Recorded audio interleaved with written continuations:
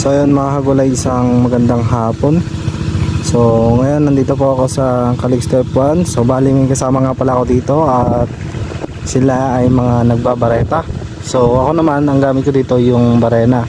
So papakita ko sa inyo yung barena na ginagamit ko pambutas para matulungan ko yung kasama kong nagbubutas o nagpo-poste dito, para sa ganun ay pwede na itong lagyan ng ply, pwede na isabit yung mga talong para hindi tayo mahirapan mag-spray at mag-harvest. So mga gulay, ito po yung aking ginagamit na pambarena. Ayan. So diyan ko po pinuputas yan sa lalagyan ng poste.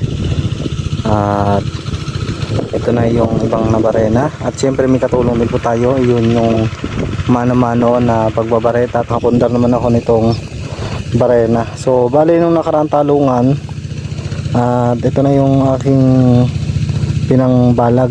So yung pagitan ng aking poste na nilagay ay 3 hakbang.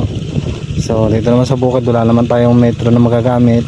So pero tansyado naman pagka kayo po mismo ang humakbang at pare-pares yung pagkahakbang, magiging pares po yung layo niyan. So ito yung 2-stroke na auger.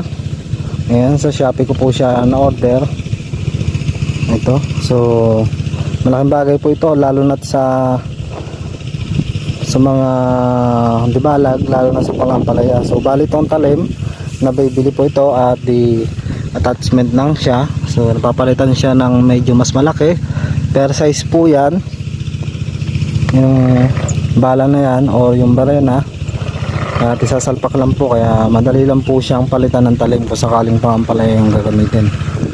So bali nga pala kahapon mga kagulay, wala lang po tayong actual video ng ating first harvest.